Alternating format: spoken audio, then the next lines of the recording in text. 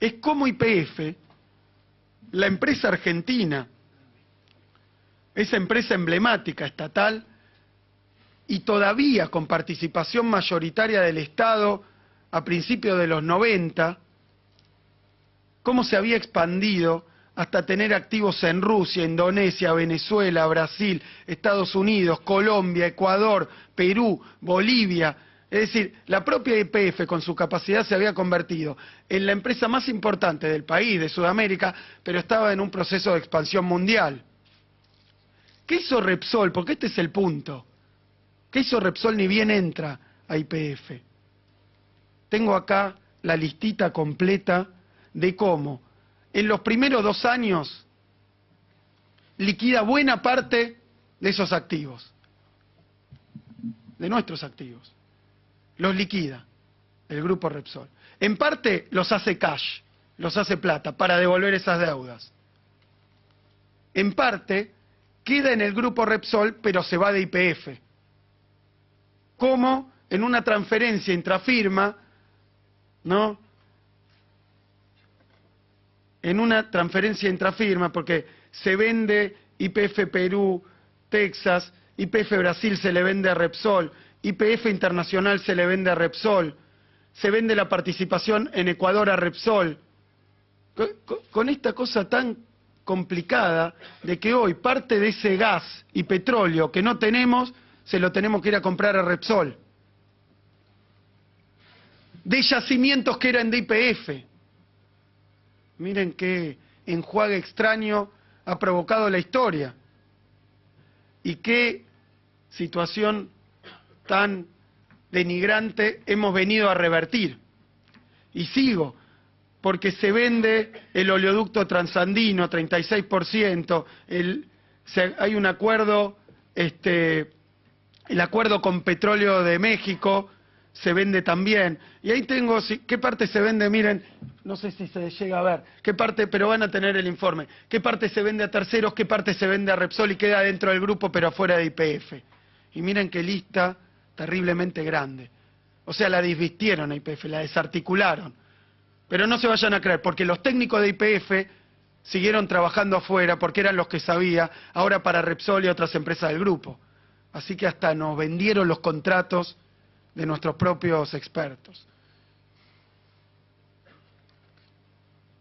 Así que Repsol era una empresa chiquita que cuando compra YPF crece un 143% de sus activos, se endeuda tremendamente y después se dedica a pagar esa deuda, pero también se internacionaliza Repsol sobre las costillas de YPF, porque se queda con todos esos activos internacionales, empresas internacionales, participaciones, y quiero mostrar algo más, porque también se venden las reservas que YPF tenía en el exterior, a veces al propio grupo, a veces a tercero, y se las hace platita para devolver esa deuda.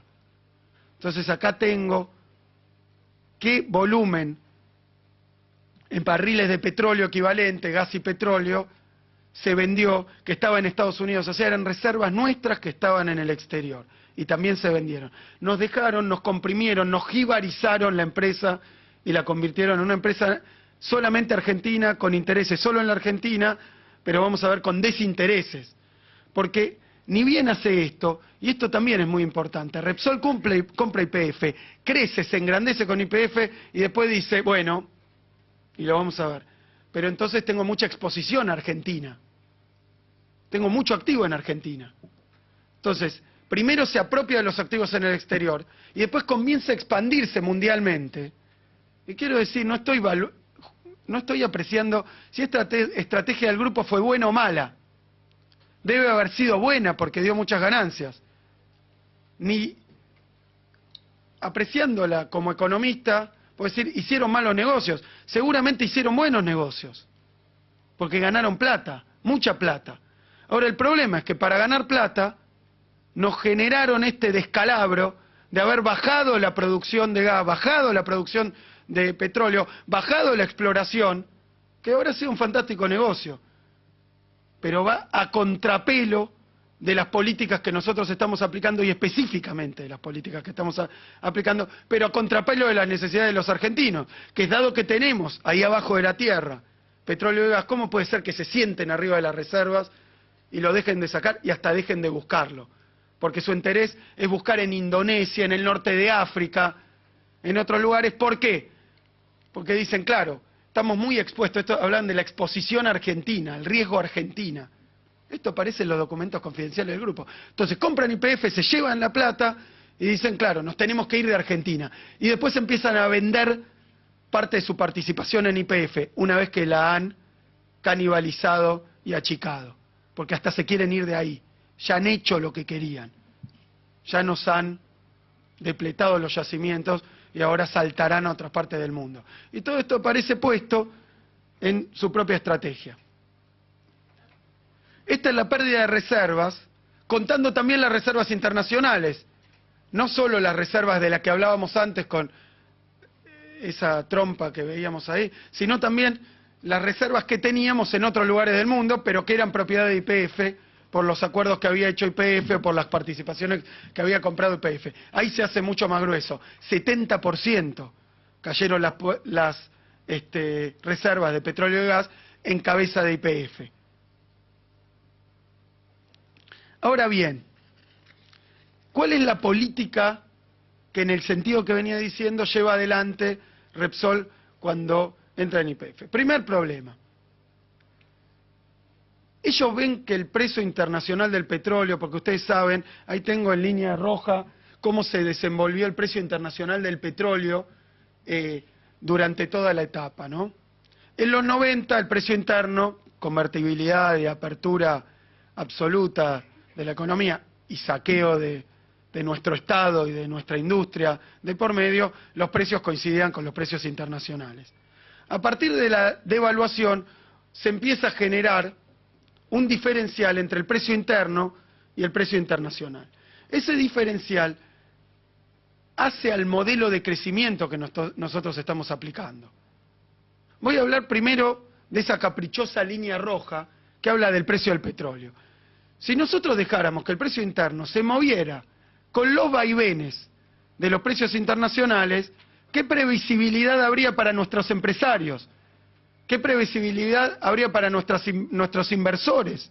Diciéndole, nuestra energía se va a mover como se mueve esa línea del electrocardiograma del precio del petróleo mundial.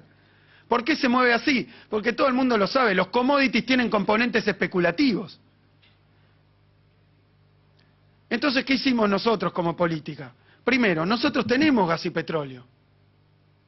Hay un costo argentino de obtener gas y petróleo.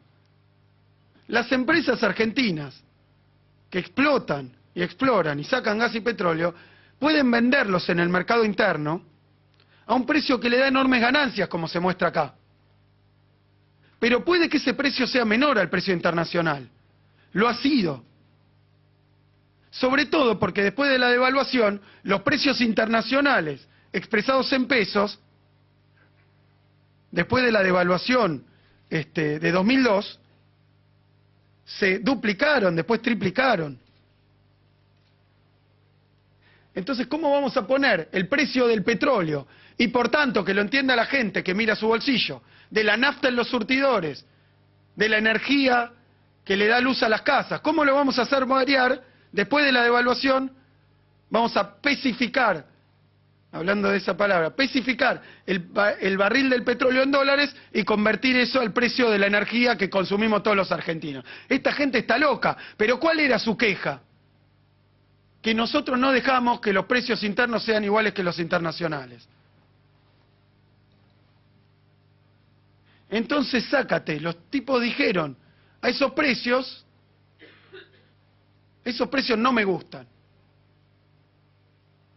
Esos precios no me gustan, porque en azul tenemos la trayectoria del precio interno. Ahora bien, ¿cuál es el precio razonable para el barril de petróleo sacado en la Argentina, de reservas argentinas, puesto en el mercado argentino? Y bueno, el costo de extracción, el costo de reposición, más una ganancia razonable derivada del negocio, de la inversión que han hecho estos capitales. Nadie pretende hacer nada contra eso. Pero ahora, si un empresario dice, ahora el barril está a $200, si no me dan $200, a mí no me gustan los precios. Claro, pero como este es un grupo internacional, transnacional, tal vez el petróleo que sacan en el norte de África lo pueden cobrar $200. Entonces dicen, esto es mal negocio. Pero no es mal negocio en términos relativos al extraordinario negocio que hicieron los petroleros en determinados yacimientos, pudiendo vender ese precio internacional fijado por la especulación financiera. Porque fíjense que esos picos que pega están asociados a la crisis hipotecaria de Estados Unidos, que entonces todos los activos tóxicos, bueno, no quiero hablar de crisis mundial, pero esos capitales especulativos dicen vamos a especular con el barril de petróleo y los futuros de petróleo. Y con los alimentos también, las commodities, la soja. Entonces se van a especular con eso, pegan unos picos así, y ellos dicen, ¿qué problema tenemos con las políticas? Que no nos dejan que el precio internacional sea, que el precio interno sea el mismo que el internacional. Claro que no, porque acá tenemos una política que trata de defender la competitividad del país y que trata de defender el bolsillo de los argentinos. Hay momentos que ese precio internacional fue 200% el precio interno. ¿Y qué dijo Repsol? Vino y se sentó ante el ministro de Vido a pedir que los precios internacionales sean iguales a los domésticos y después decían, si no, no voy a invertir en este país. Las ganancias eran malas, las ganancias eran jugosísimas. Pero con esta política, por eso digo, no es un problema que sea un capital privado, no es, el problema es que es un grupo transnacional que decidió hacer esto. Como no le gustaba el precio interno, dejó de invertir y a pesar de sacar ganancias, dejó de producir, dejó de explorar y empezó a vender las acciones porque tendría otros negocios. Bienvenidos. Pero esta es la dirección que le dio la compañía y resulta que con lo que estaban jugando eran con las reservas de recursos primarios de gas y petróleo de los argentinos. No con las joyas de ellos, que pueden venderla o no venderla según el mercado de oro. Por eso los gobiernos provinciales, como no invertían, decidieron revertirle las concesiones. Encontramos entre tantos papeles que empezamos a investigar, no hemos terminado, informes confidenciales de la compañía. Cuando vieron que el precio no era el precio internacional, ¿qué dijeron? Se los traduzco al español. Ya van a ver, dijeron. Ya van a ver. Dejamos de producir y entonces ese famoso autoabastecimiento se va a acabar. Y entonces esta gente va a tener que importar petróleo al precio mundial. Y cuando importe al precio mundial, vamos a ir a decirle, el petróleo interno sale $50, el mundial sale $100. Yo, si me pagás 70, 80, 90, saco más petróleo. Fue una política deliberada de desabastecimiento y achicamiento de la producción para forzar aumentos de precio.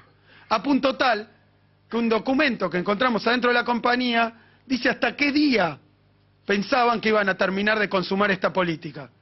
Dice, principio de 2014, vaticinan, el precio interno, y esto era lo que presentaban por todo el mundo, va a estar igual que el precio externo. Pues tan poco petróleo le va a quedar a los argentinos que no van a tener otra que pagarlo a precio mundial. Ahí tengo el gráfico, el dibujito de la convergencia, lo llamaban la convergencia. Dejándonos cortos de nuestro recurso, nos obligaban a comprar afuera y empujaban el precio para arriba. Diciéndonos, además les conviene, mientras sea un poquito más barato acá, lo que yo te cobro. Entonces ya los precios internos no iban a tener ninguna relación con los costos de extracción. Iban a tener relación con todas esas variables del clima de negocio, de qué sé yo, internacional, que sube y baja, y ustedes han visto cómo está el mundo, con sus bolsas, con sus activos. Bueno, eso nos lo querían hacer jugar acá adentro. Y está puesto, puño y letra, de los señores que manejaban la compañía. Documentos que acabamos de desclasificar porque los habían escondido abajo de la mesa para que no los vea nadie. Tengo gráficos, bueno, puedo hablar mucho de la situación económica, me interesa situarme en otro punto que también no teníamos tan claro estando afuera de la compañía, porque son datos que una compañía privada puede manejar sin anunciar. Esta es la evolución. Tenemos la utilidad del lado de la izquierda, el pago de dividendos a la derecha, año 2009, 2010 y 2011. Muestro esto, voy a mostrar una serie de gráficos que van en este sentido, pero que básicamente llevan a esta conclusión. la empresa para repartir esos dividendos, porque esta gente estaba de salida.